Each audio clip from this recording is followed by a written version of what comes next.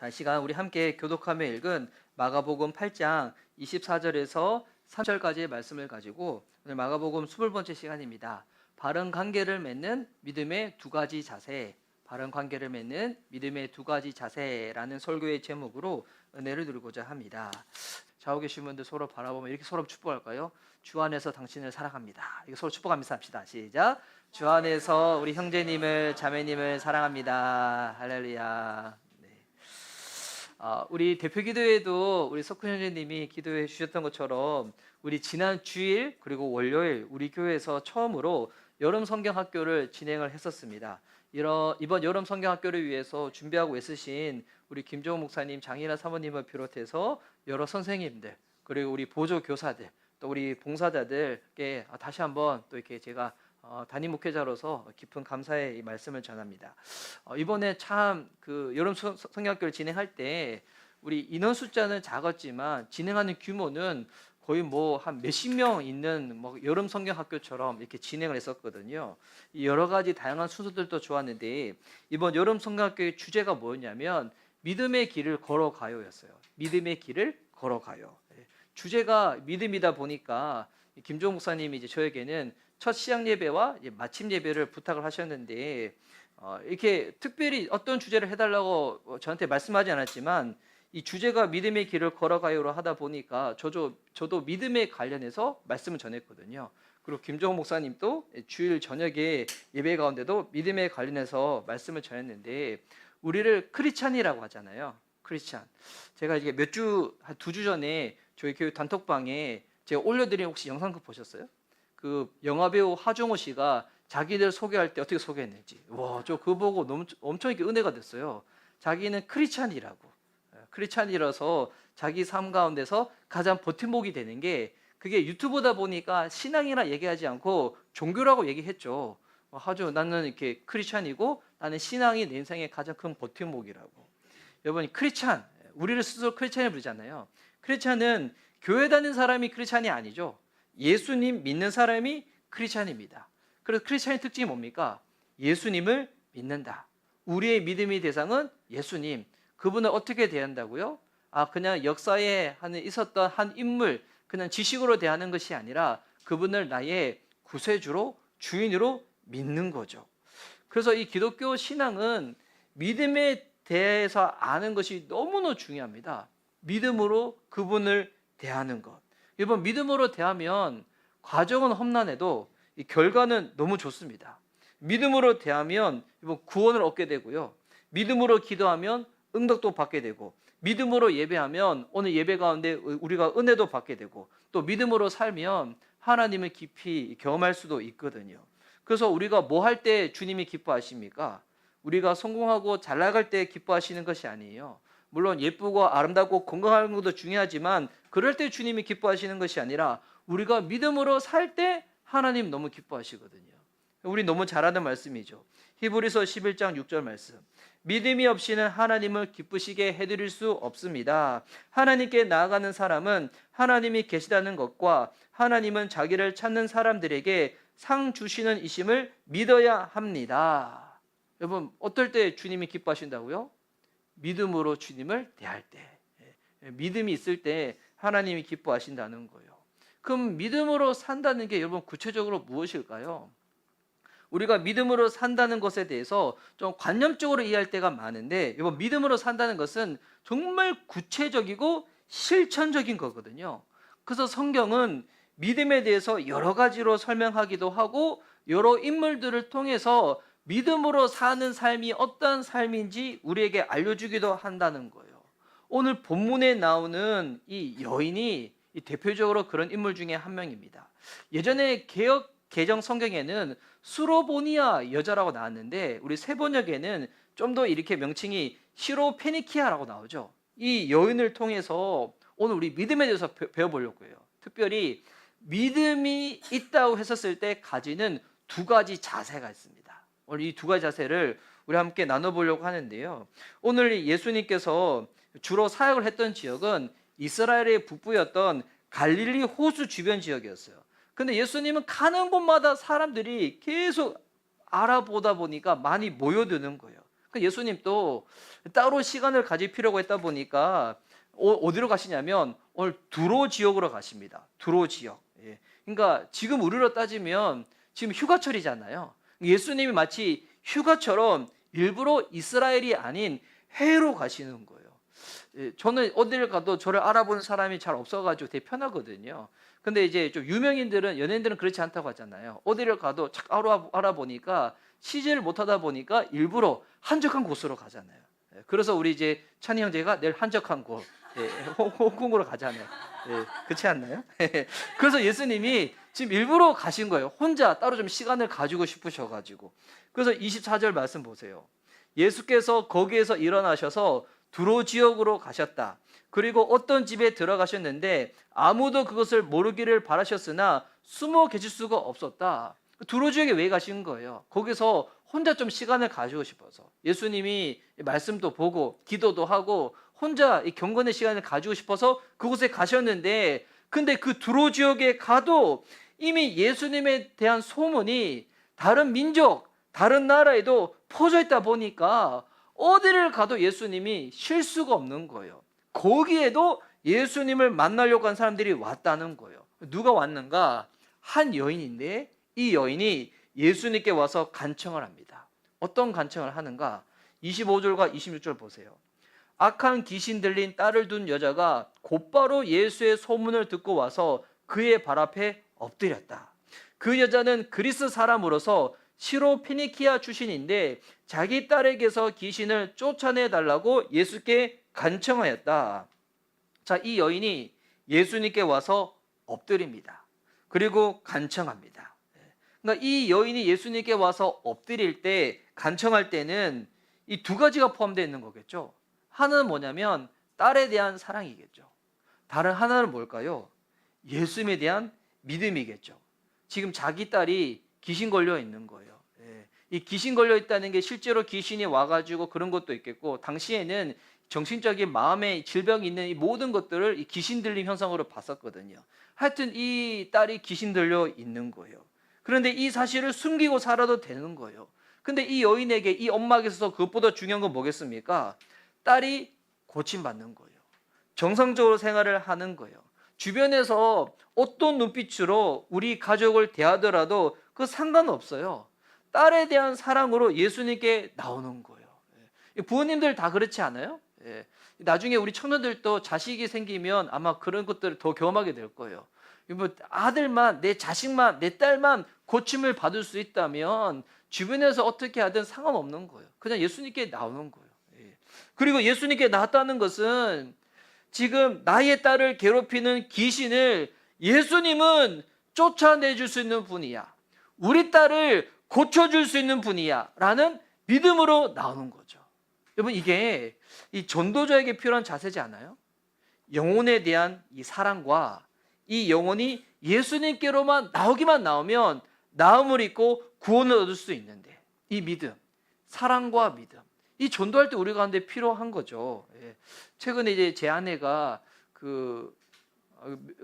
저희가 저번에 개척학교 갔었을 때 그 안산 동산교회 김인주 목사님께 아주 놀라운 전도법을 하나 배웠었거든요. 아주 쉬운 전도법이 있다고. 뭐냐면 우리 목사님 설교 꼭 한 번만 들어봐.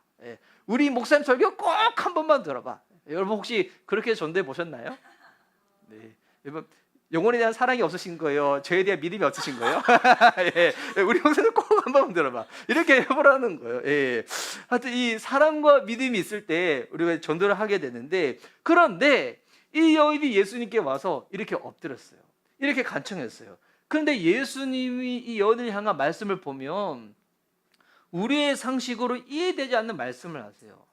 좀 되게 좀 이렇게 어떻게 예수님 이런 말씀을 할 수 있지? 이런 대답을 하시는데 27절 말씀 보세요. 예수께서 그 여자에게 말씀하셨다. 자녀들을 먼저 배불리 먹여야 한다. 자녀들이 먹을 빵을 집어서 개들에게 던져주는 것은 옳지 않다. 우리 복음서에서 우리가 익히 알고 있는 예수님의 이 행적과 말씀을 보면 예수님은 한 영혼을 살리기 위해서, 이 마가복음 앞장에도 나왔었잖아요. 한 영혼이 귀신 들렸는데 이 귀신 들린 사람 고쳐주기 위해서 일부러 배 타고 가서 열일 제쳐두고 가셨던 분이시잖아요. 우리가 그런 예수님 볼 때마다 감동을 먹잖아요. 먹먹해지지 않아요? 와, 예수님이 한 영혼 살리시기 위하여 일부러 찾아가시는구나. 그 영혼 고쳐주기 위해서. 우리 그런 예수님 너무 잘 알고 있는데, 근데 오늘 이 말씀 보면 여보 어때요? 예수님이 왜 이렇게 말씀하셨지? 가만히 보면 이해되지 않는 수준을 넘어서 좀 시험 들지 않아요? 이 여인을 향해서 너는 개라서 내가 아무것도 줄 수 없어 라고 말씀을 하시는 거예요. 여러분, 이 말씀의 의미를 우리가 자세히 알려면 당시 유대인들이 이방인들을 어떻게 대하는지를 알아야 되고, 또한 이 여인을 만나기 전에 우리 지난 주일 이 시간에 나눴던 본문이었어요. 그 본문의 사건하고도 좀 연결시켜야지 우리가 조금 이해를 할 수가 있어요. 자, 일단은 당시 유대인들은 자기들은 하나님이 택한 선민이라고 생각했어요. 왜냐하면 모세를 통하여 율법이 주어졌기 때문에. 그래서 본인들은 율법이 주어졌기 때문에 그냥 당연히 구원 얻는다고 생각을 했던 거예요. 그러면 율법이 없는 이들은 율법이 없기 때문에, 여러분, 유대인들이 율법을 지켰던 것도 아니에요. 근데 이방인들은 율법이 없기 때문에 이들은 구원 얻지 못하고 지옥에 가서 불쏘시개 역할을 한다고 생각을 했던 거예요. 그러다 보니까 이 유대인들이 이방인들을 무슨 취급하냐면 개 취급한 거예요. 율법이 없는 너희들은 개야. 그래서 27절에 예수님의 이 말씀의 의미는 자녀들은 누구를 의미해요? 유대인들을 의미하고 이 개들은 이방인을 의미하는 거예요. 그래서 지금 예수님 이렇게 말씀하시는 거예요. 나는 유대인들을 위해서 왔어. 그래서 이방인 너희들을 도와줄 수가 없어 라고 완곡하게 거절을 하시는 거예요. 그러면 예수님이 인종차별주의자예요? 유대인들만 구원하고 이방인들은 개무시하고 막 이러는 거예요.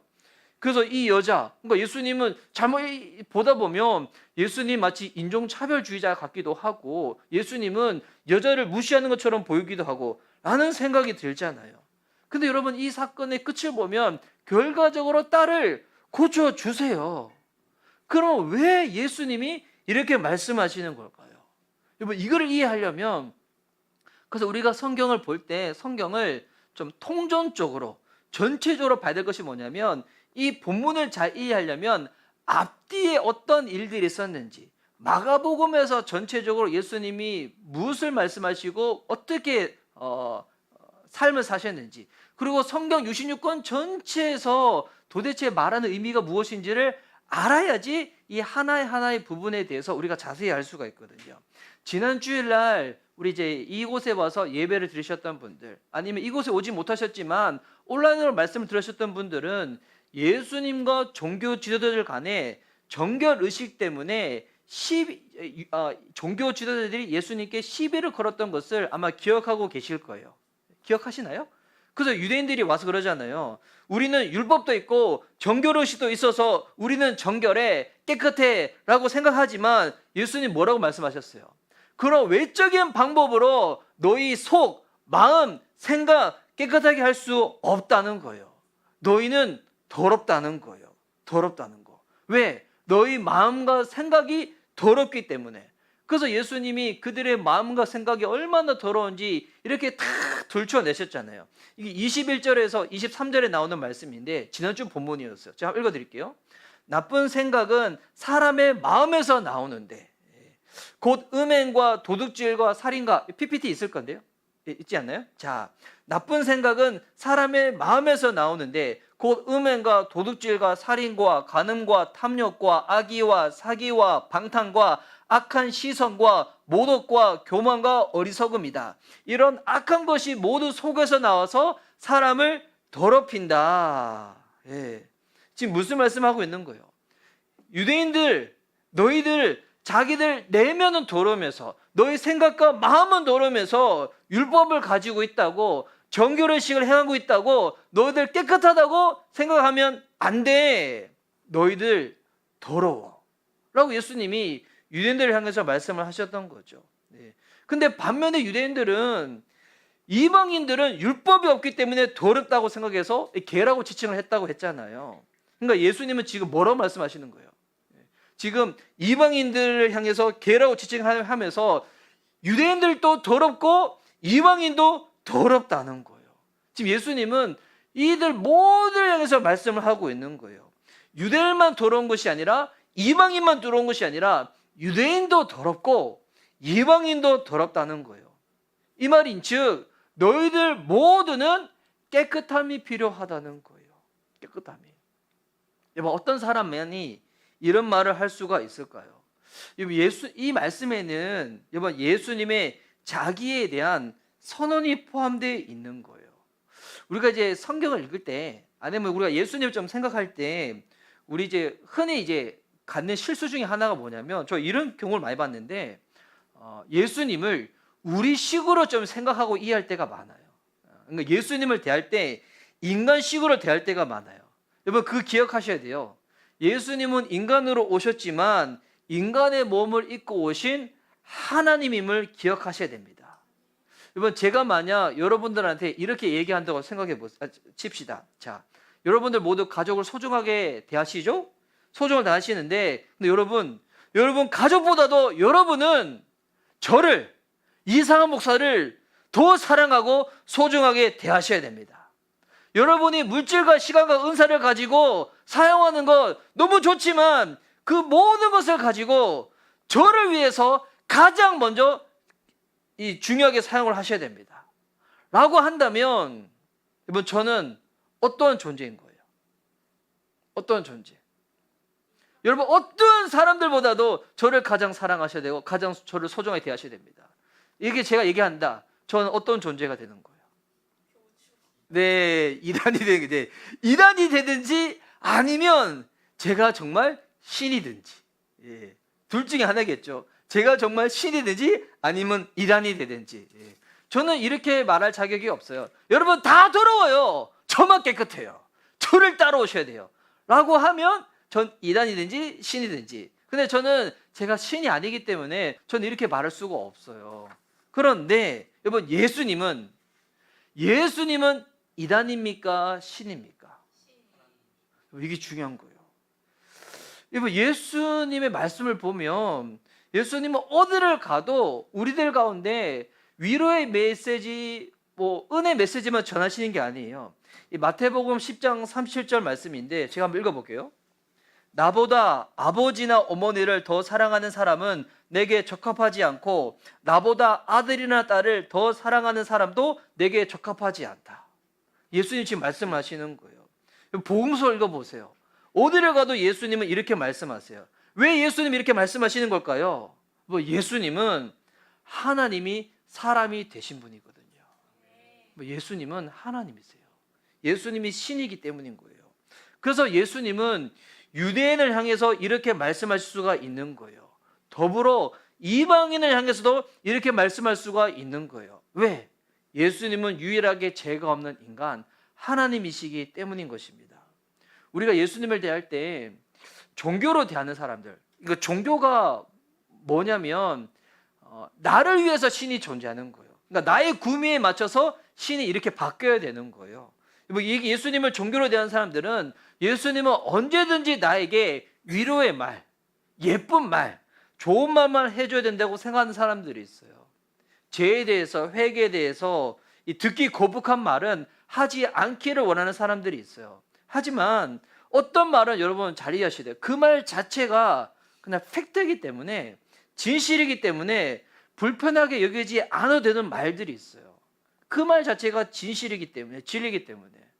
여러분, 예수님 믿으면 구원 얻고 예수님 믿지 않으면, 그분의 사랑을 거부하면 구원을 얻지 못합니다. 여러분, 이 말 듣기에 거북할 수는 있겠지만 거북할 필요가 없는 거예요. 왜? 그 말 자체가 진리이기 때문에, 사실이기 때문에.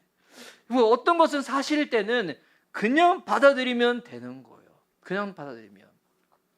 저는 가끔씩 농담 삼아서 그 얘기 하지만, 예전에 이렇게 옛날 예능, 요즘 우리 친구들은 잘 모르겠어요. 옛날 예능 중에서는 토요일 저녁이면 무한도전이라는 예능이 있었어요. 요즘은 케이블 TV 계속 보는데, 거기서 예전에 종성 씨가 나왔어요. 그래서 보면 막 배우들 나오면 이제 패널들이 막 물어보거든요. 근데 어떻게 물어봤냐? 이렇게 물어봤어요.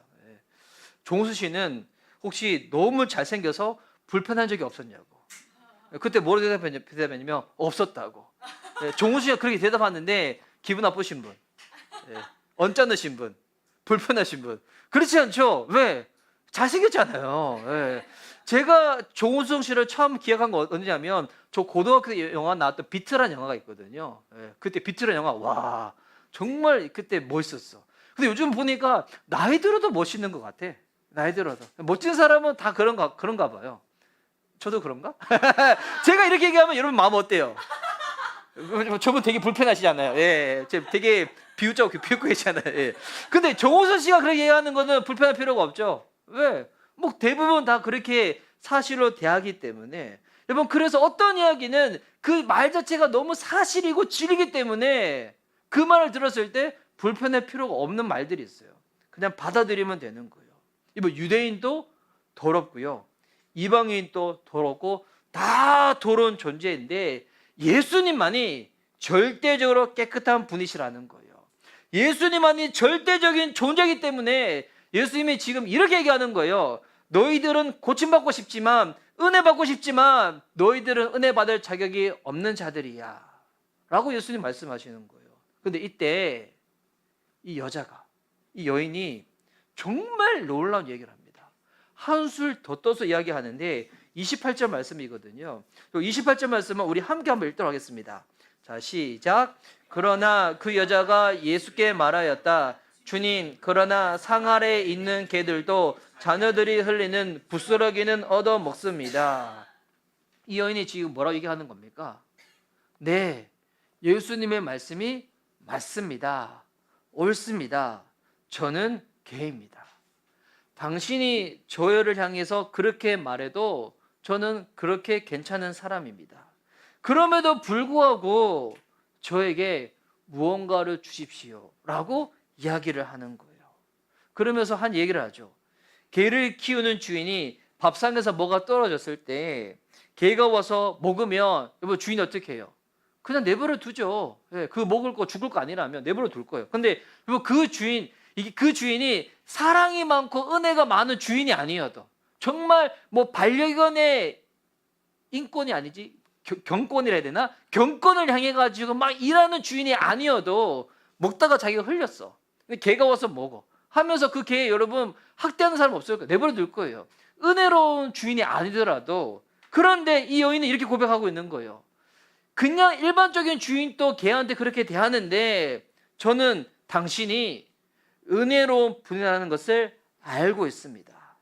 평범한 주인도 개에게 부스러기를 주는데 은혜로운 당신은 저에게 그보다 더 좋은 것을 주실 수 있는 분이라는 것을 저는 압니다. 이렇게 고백하는 거예요.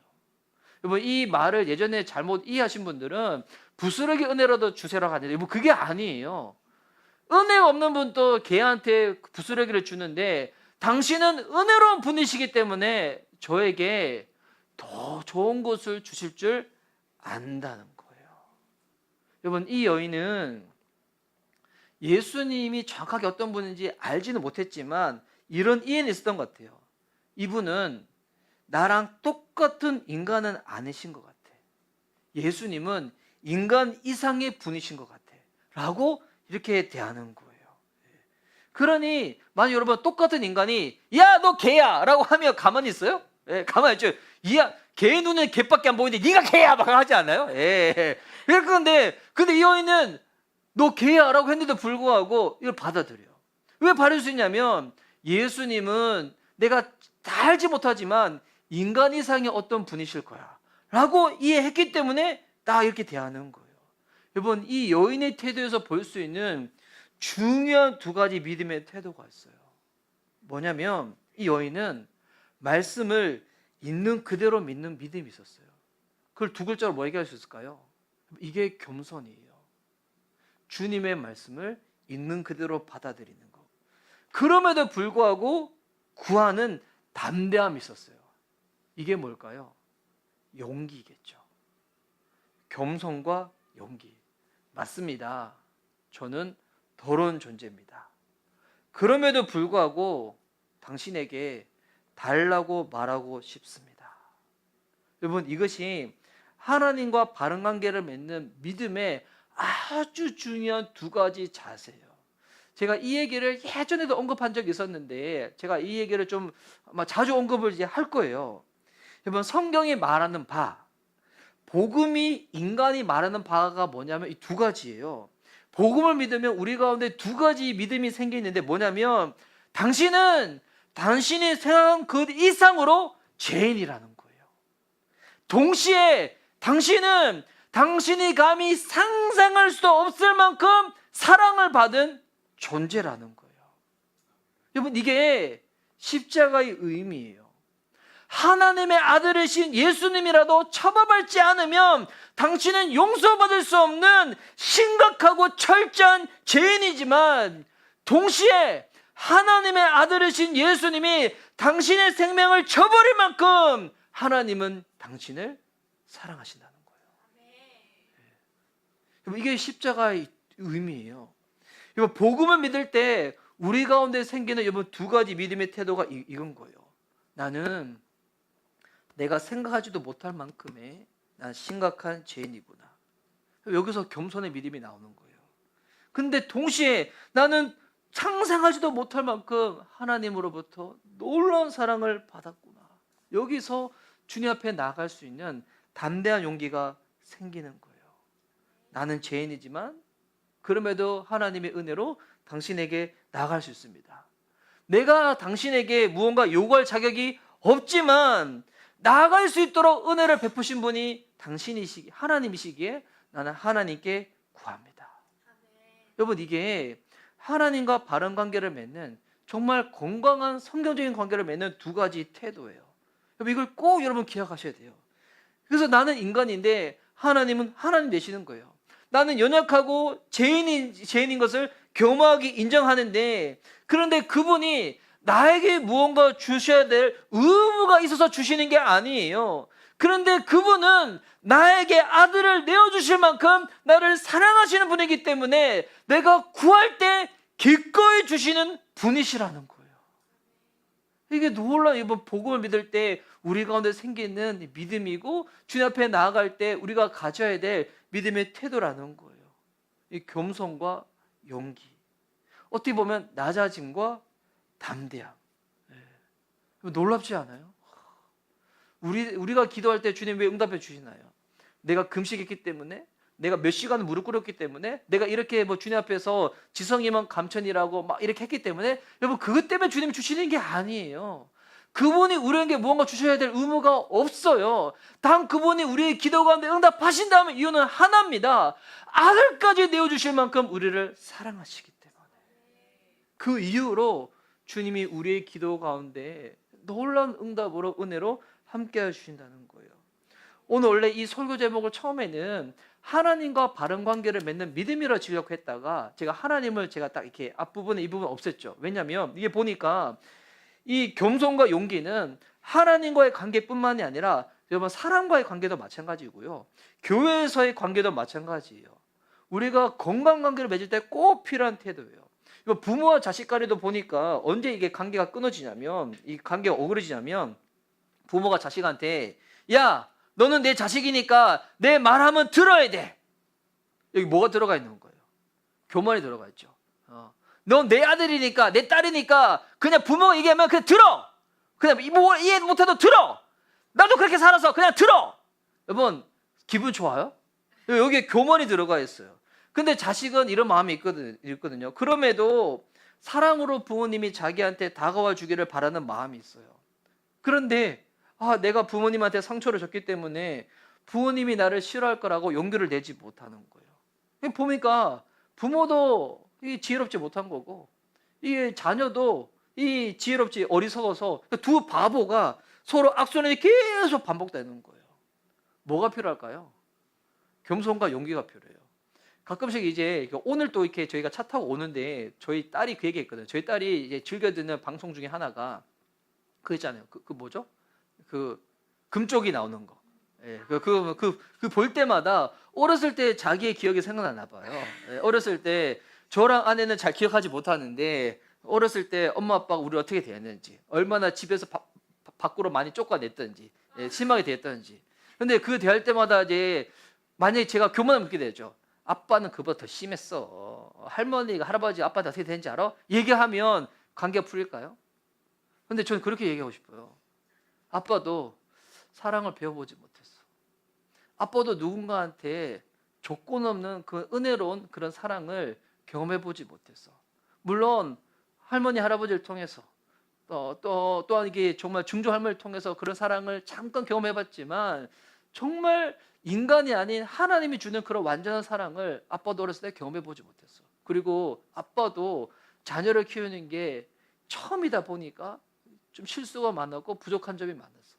그때 아빠와 엄마의 그 연약한 모습, 부족한 모습 때문에 마음에 상처 입은 것이 있다면 미안해. 그럼에도 얘기할 수 있는 것은 너희들은 우리들의 자녀고 우리들이 하나님의 사랑으로 잘 양육하고 기르고 싶어.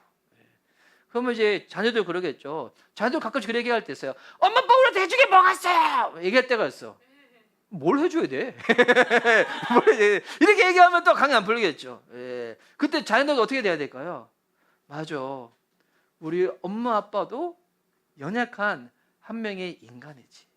목사님이고 사모님이어도 이분도 사랑이 필요하고 하나님의 은혜가 필요한 존재이지. 이렇게 여러분 겸손을 가지고 그럼에도 불구하고 서로 다가와 주기를 바라는 마음으로 용기를 낼 때 그 관계가 어떻게 될까요? 진짜 그 관계 가운데 하나님의 은혜가 임하는 거예요. 주님의 화평이 임하는 거예요. 여러분 그래서 여러분 모든 관계 마찬가지예요. 여러분 교회에서 목장 생활 잘하는 방법도 겸손과 용기가 필요해요. 만약 목장 모임 하는데 우리 미션 리바이벌교회 오시려고 하는 사람들이 이러는 거예요. 보니까 요 미션 리바이벌교회 성도들 보니까 기도도 잘 못하고 뭐 성경도 모르고 보니까 뭐 주일 예배도 뭐 들었다 놨다 들숨어서 빠지고 내가 가서 바른 예배자의 생활 내가 한번 좀 알려줘야 되겠네. 내가 성경 좀 알려주고 기도 좀 알려줘야 되겠네. 라고 딱 왔다 칩시다. 그 사람이랑 관계 잘 맺어질까요? 잘 안 맺어지겠죠. 가끔씩 이제 목회자한테도 그렇게 대하는 성도들이 있어요. 아유 이상한 목사님, 젊은 목회자가 개척해가지고 교회 어떻게 꾸려는지 잘 모르는데 내가 가르쳐 좀 알려줘야지. 어떻게 성도들 대하고 어떻게 교회 운영 내가 좀 알려줘야지라고 하면 뭐 정말 그 관계가 잘 풀릴까요? 아니겠죠. 또 만약에 이런 사람도 있어요. 나는 저기 들어가면 사람들이 나를 안 좋아할 것 같아. 나를 잘 안 받아들일 것 같아. 두려움 때문에. 여러분 그래서 이 목장 생활을 잘하는 것도 뭐냐면 겸손과 용기가 필요해요. 겸손이 뭘까요? 먼저는 들을 줄 아는 거예요. 누군가 이야기를 내가 경청하는 거겠죠. 용기는 뭘까요? 그 사람한테 다가가는 거예요. 다가가는 거. 전화도 걸어주고 한번 만나도 주고 한번 같이 만나서 뭐 식사도 하고 겸손과 용기를 가질 때 여러분 이게 목장 생활도 마찬가지고요. 여러분 이거 보세요. 이게 여러분 사회생활도 그럴 거거든요. 사회생활도 그럴걸요. 내가 자기 자랑을 막 하는 사람들한테 여러분 가까이 가고 싶어요? 그 자리만 그 사람한테 있는 무언가 때문에 필요 때문에 만나는 거지 그 사라지면 그 관계 그다음부터 안 하겠죠. 그런데 진짜 겸손한 사람이 있어. 내가 어떤 얘기를 하더라도 내 얘기를 듣고 동감해주고 같이 품어준 사람이 있어. 뭐 그런 사람들 만나고 싶지 않겠어요? 또 그런 사람들이 나를 생활 때마다 연락을 해. 만나죠. 뭐 얼마나 그런 사람들 만나고 싶겠어요.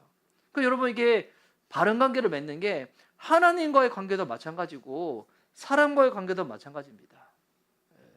우리 들어간 데는 그런 겸손과 용기가 필요하다는 거예요. 하나님께 특별히 나아갈 때 하나님 전 연약한 죄인입니다.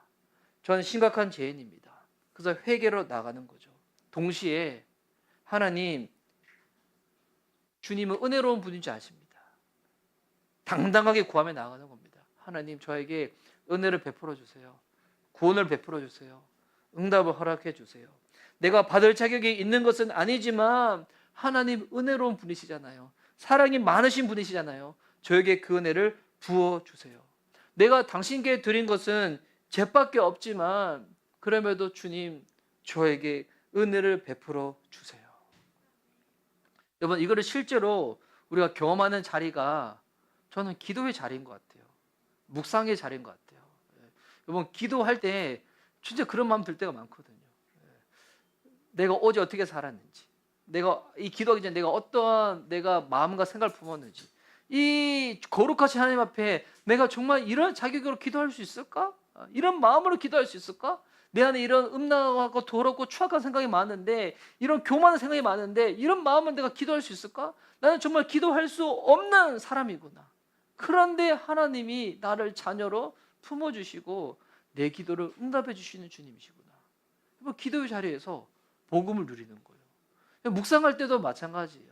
묵상을 하면서 말씀을 가까이 대하면서 하나님은 거룩한 분이시고, 아무리 말씀을 보더라도 처음에는 성경에서 그 위대한 사람들한테 자기를 투입시키다가 나중에 보니까 사울이 나갔고, 그리고 막 예수님 배반했던 쟤들이 내 모습 같고, 그런데 어떻게 이런 나에게 하나님이 은혜를 베푸셔서 나를 자녀 삼아 주시고 은혜를 베푸시는가? 여러분, 주님 앞에 나아갈 때 이 두 가지를 꼭 붙잡으시기 바랍니다. 겸손과 용기, 용기와 겸손. 그리고 우리 목장 식구들, 또 우리 사회생활을 할 때도 여러분 이런 태도로 한번 관계를 맺어보십시오. 그러면 그곳 가운데 정말 하나님의 은혜, 주의 나라가 임하게 될 겁니다. 오늘 주님 앞에 나아갈 때 이런 믿음의 태도를 가지고 연약하지만 그럼에도 은혜 베푸시는 주님이시기에 주님께 나아갑니다 라는 믿음으로 주님의 은혜를 누리고 주의 사랑을 누릴 수 있는 저와 여러분 될 수 있기를 예수님의 이름으로 축복하는 바입니다.